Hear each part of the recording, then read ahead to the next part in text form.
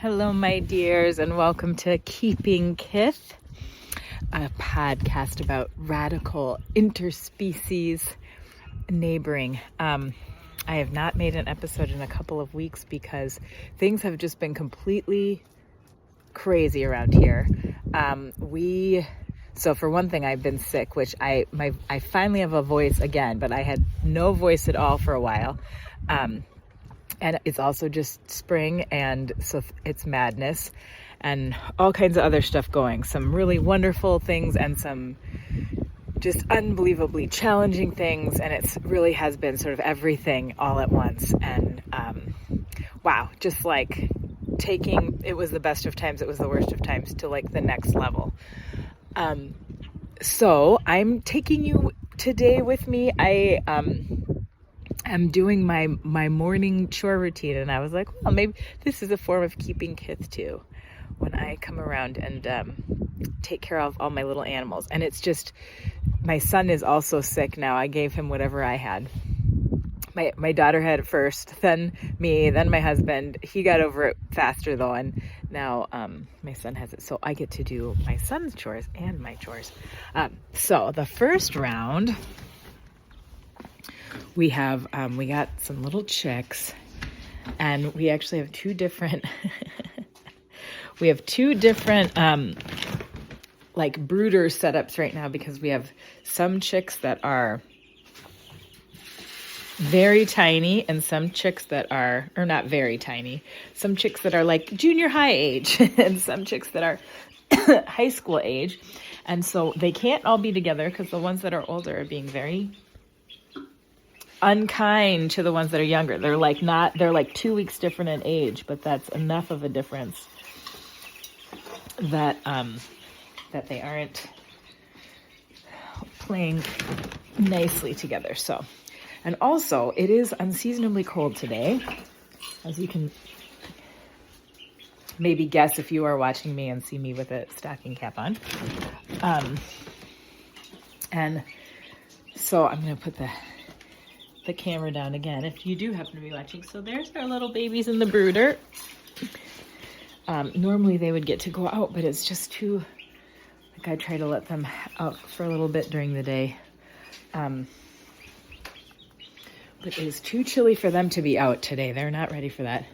So then we will go, we'll go check in on the other batch that also they would be out in the coop, but again, because it's cold, they can handle a little bit more cool than the younger babies. And I've got them kind of penned in a place that I wouldn't normally have them penned in, but that's the best we can do, because again, it's not quite what I was expecting for the chair. So if you're watching, I'm turning it around. So those are the high school kids. And they don't look like they need too much right now. Hi guys. They have enough water and food, so I don't even need to do anything for them. So yeah, they usually have a little outdoor run. They can come out, and when it gets a little warmer later this afternoon, hopefully, they can come out again. But for now, they have to be tucked in. All right, now we're gonna walk across the yard, and we've got a little calf that his mom was just, I don't know, a little sickly, and so she didn't have enough milk for him, or her. Sorry, the mom didn't have enough milk for the calf. The calf is also a girl. And so my son usually feeds her morning and night, but since he is sick, I will be doing it today. Hi, baby. Hi. Oh, all right, here we go. So that is always a happy time of day when she gets her bottle, because she's so sweet. Yes, are you happy?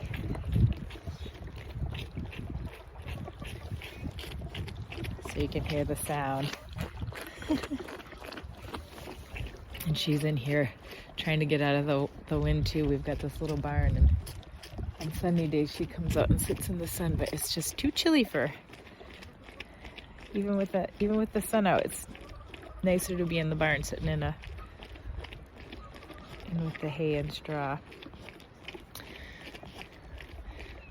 So yeah, bottle feeding is one of the delights of spring, and having a baby to take care of there's a really specific smell of the milk replacer powder that we there's different milk replacers for different animals, so calves and sheep, but it has a similar, like, very sweet kind of smell. Yeah, there you go, you're all done. She's like, yeah, all done. So anyway, the smell of milk replacer, oh, you're following right behind me. I know, you would drink more, but that's good for now.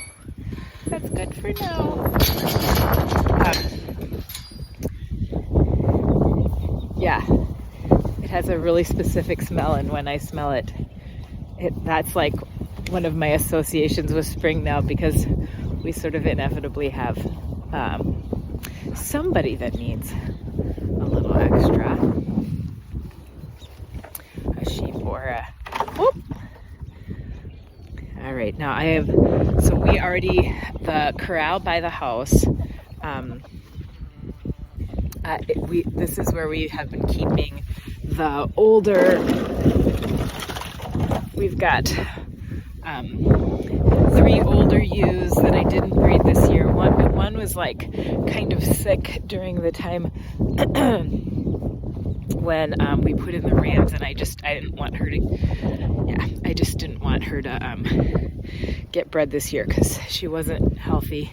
And then we have one who's very old and her teeth are not great, so if she gets bred, sheep when they get older, that's one of the things that can happen. Their teeth kind of go bad, and if their teeth go bad, it's like they can't eat enough to really feed themselves and the babies they would be pregnant with. So it can be very hard on their bodies, and obviously it's not great for the babies. So this is one of the reasons that most people, once sheep get to a certain age, or I shouldn't say most people, but that is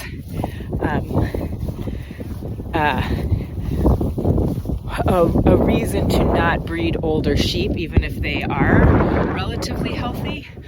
So a lot of people just kind of have a cutoff of age that they don't breed ewes after. And I personally, I have the luxury of not thinking only of sort of the financial aspects. Like, my sheep are definitely not a money-making venture. Here, I'm coming through the gate now. Hi, to where the sheep are. Hi, everybody. So you can see that.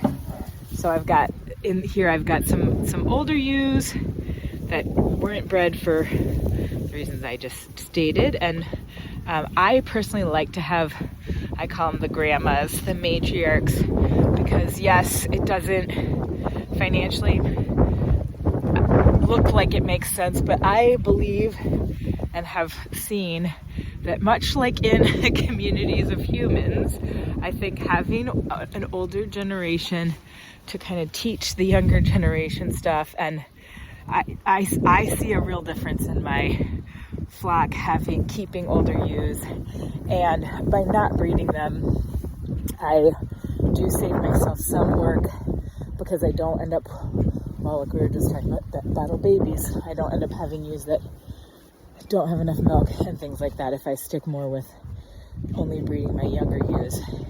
And I have such a tiny flock, it's a little different. Different people manage things differently, but that's how I've chosen to do it. So anyway, they were all in last night though, because we're just transitioning them.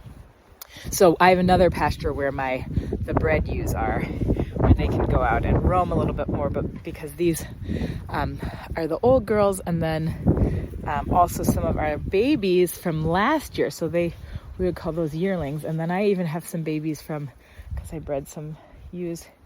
Hi. I bred some ewes to be fall lambers. So I have some that were just babies that were just born in the fall.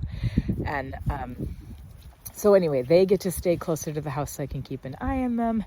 And it also kind of gives the other ewes, they get to be out on fresh grass and kind of out wandering a little more.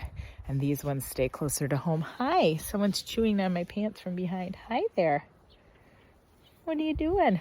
So anyway, they've been close to the barn. And when you first transition in the spring to go from eating hay all summer to eating green grass, that transition can be a little tricky. Their rumens, if their rumens are not ready for grass, which I mean, obviously they wouldn't be, if you put them out early enough and the grass is small, it's not, you don't have to worry quite as much about bloat, which is essentially a really, really, really bad case of indigestion, but it can be so bad that livestock can die from it if their bodies just aren't. It's like switching diets really fast. Again, similar to a human, except the consequences can be very grave. So usually I have them out a little bit earlier, but it's been such a crazy year of like very, very cold. It was warm early. It kind of was warm all winter, and but it was dry, and then it actually is colder now than it was a month ago. So anyway, it's just been a very weird year. And we had this crazy snow event that caused the grass actually to green up and grow super fast. So it's very, very lush grass, which is lovely, but that's exactly the kind of grass that can lead to problems. So long story short, I have been just putting them out for a few hours and then transitioning them slowly, this group, slowly, so that we don't have any issues with bloat. So that also means I'm having to carry their watering, the watering in two places and carrying it back and forth, which is a little bit of a hassle. So now I'm going to climb over the fence to get to where the hydrant is so I can give them a little water. Nobody's going to be very thirsty today, I don't think, though, because they've got all this beautiful fresh grass, and because it's so cool, they tend to, hot days, obviously, you have to get a lot more water in them. So after this, I have to go in and look for eggs. We've got our sweet hens that are laying age are, yeah, they are, they like to hide their eggs. They like to have their secret nests. So it really is like an Easter egg hunt every morning to try and find where they've laid them. But, and then I have some plant babies inside I have to take care of.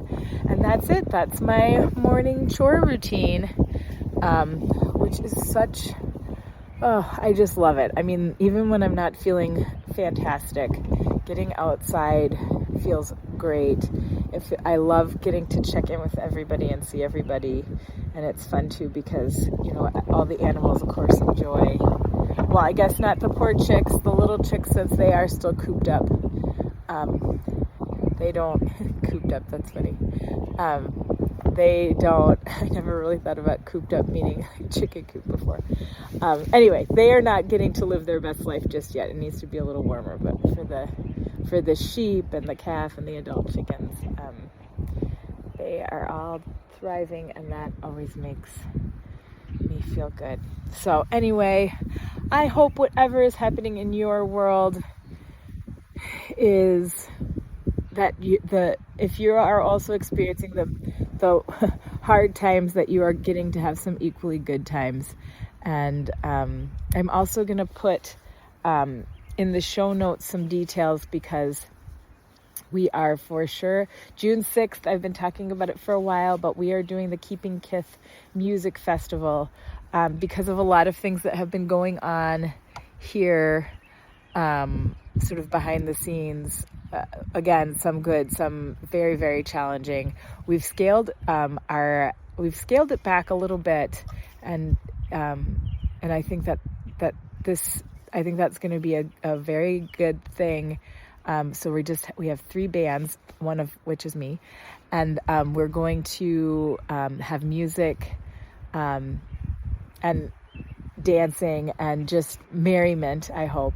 So if you live anywhere near Bison, South Dakota, and you want to come listen to some great music and do some dancing in community, you should definitely plan on coming. And hopefully, like I said, this is just the beginning of more and more and more. So be well all, and happy neighboring.